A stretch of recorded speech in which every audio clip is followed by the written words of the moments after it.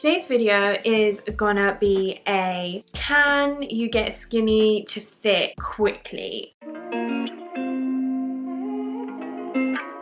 So, I mean, I've done it. I've gone from being skinny to thick. I would not say my journey was anything but quick. It took absolute years. When I tell people it took 4 or 5 years, people kind of give up. But I was kind of clueless. There's a lot more information out there right now. Now, slow is always better than quick, which I've mentioned so many times before in my videos. But depends what quickly means. Can we actually go from being skinny to thick in a realistic time frame? So firstly, what does quick mean? Everyone's perception of quickly building gains, quickly going from skinny to thick is going to be very different. Some people might think just a month is quick and they just want to see super amazing results in a month, whereas other people might have more realistic kind of time frames where, you know, a year or even 2 years is quick for them and it's a realistic kind of time frame. Now personally, I just think anything under 3 months is too quick. It's not a great time frame to seriously grow muscle, seriously say that you've gone from being really skinny to super thick. Now, of course, it depends on what you mean by thick. Do you want to just gain some glutes? Do you want to gain strong legs? I mean, I would say 3 months is a good time to kind of start noticing small gains. 6 months is a really good time frame to notice some, you know, strength, some lifting of the booty, even growing the booty. Everyone's genetics are very different, so in 6 months you might see a little bit more progress than, you know, your friend or someone else, even if you're both doing the same exact thing. So 6 months is a really good time frame. If you're very serious about going from skinny to thick, give yourself at least 6 consistent, disciplined months, and usually you would have built good habits in 6 months, so you can probably take it further, but give yourself at least 6 months. But you do need that kind of recipe for success if you really want to be able to kind of have all your chances to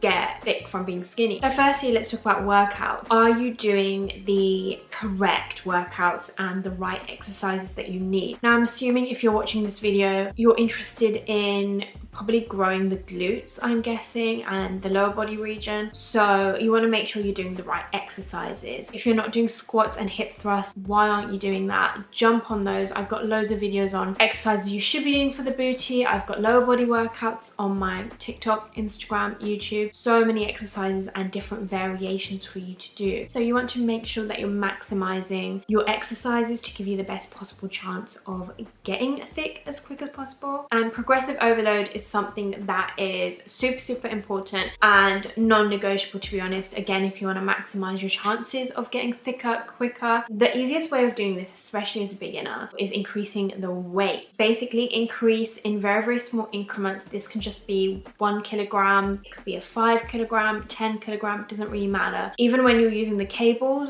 even putting a little kind of the extra bit you get on a cable or very slightly increasing the pin, I would say every 3-4 weeks at least, try and increase the weights. And for lower body, females and yourself probably would be more stronger than upper body because genetically we usually are. Don't be afraid if it comes right down to 3-4 weeks. If you've been consistent in working out and it's week 4 and you can't lift the weight and you've increased it, don't worry, just do what you can. Just try and keep the momentum up, the discipline up, and just make sure you're eating right as well. I mean, some days we do feel a little bit stronger than other days. You know, you might just not have eaten, it might be your time of month, something like that. I would just make sure that it's not too heavy for you. Make sure you can still do at least, you know, your 10 reps or your 8 reps or whatever your maximum rep range is. So make sure you can still do those exercises without your form deteriorating, and you just want to kind of make sure that you're not going too easy on yourself. Something I have learned in my like 5-6 years of training is push yourself. You're usually a lot stronger than you are, and the people that I see online and the people that I see really pushing themselves in the year make the maximum amount of progress. And I'm saying that because that wasn't me. In the last year I've got so much stronger. I've noticed so much change, and that's only been in a year compared to my 5-year journey because I was always staying in my comfort zone. You need to absolutely get out of your comfort zone, push yourself, and you know, you can definitely do it. Put in 100% and you will get the benefit. There are other ways also of progressive overload. You can't always increase the weight,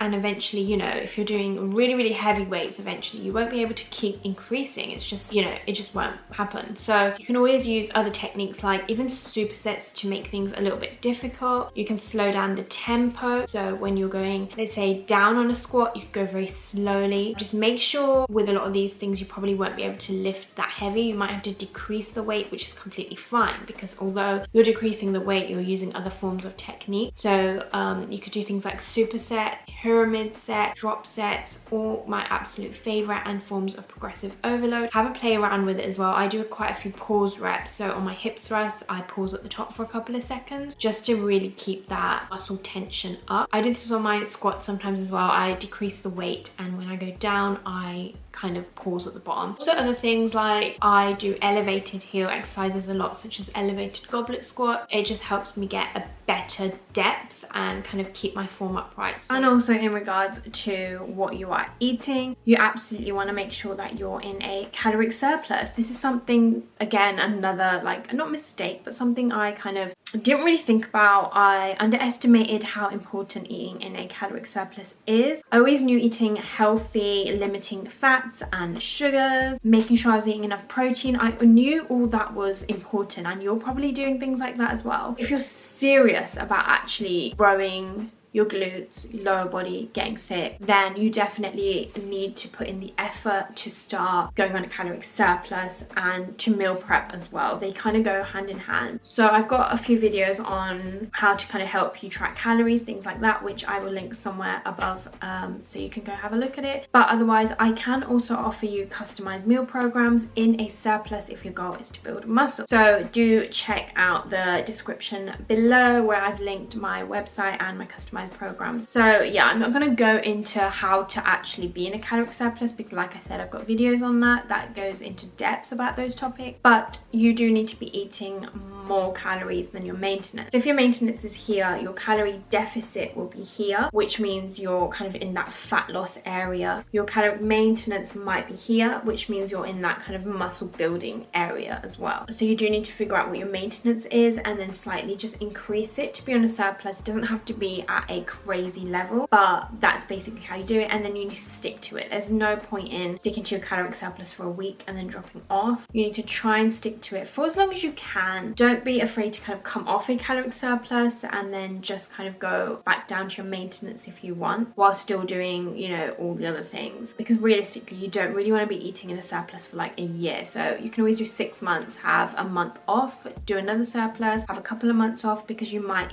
gain a little bit of fat as well, so you might just want to come down to maintenance. But if you're eating at a maintenance level, you still will be able to see gains, especially if you're prioritizing your protein, your workouts, progressively overloading. Don't forget there's all important things like sleep. Make sure you're getting enough sleep, make sure you're getting enough rest, make sure you're minimizing stress as well, and getting enough water. Those things are really important. In terms of cardio, moving around is just good for our general health and heart. If you want to do kind of low intensity cardio, definitely do that. You don't really have to do loads and loads of cardio if your goal is to get thick, because you don't want to put yourself in that overall deficit. But doing low intensity cardio after your workouts is really good. Going on walks, bike rides, you can even do HIIT classes, you know, maybe once a week or anything like that if you actually enjoy them. So yeah, that is the kind of basic nuts and bolts about how to get skinny to thick relatively quickly. So everyone wants everything quick, but I'm saying relatively quickly as in 6 months to a year. See how that goes for you. The number one thing also to remember, which I've banged on about, but I'm going to keep saying it forever until I die, is to stay really consistent with what you're doing, with everything you're doing. Starting a new job, business, content creating, you need to be staying consistent. Maybe enjoy December, start in January and see what happens from January to like May, June, just in time for the summer. See what happens, and I guarantee you'll get addicted in a good way. But anyway, thank you so much for watching this video. I hope you enjoyed it. I hope you found some useful nuggets in it. Please do feel free to subscribe, and don't forget to follow me on my social media channels as well, and I'll see you on my next video.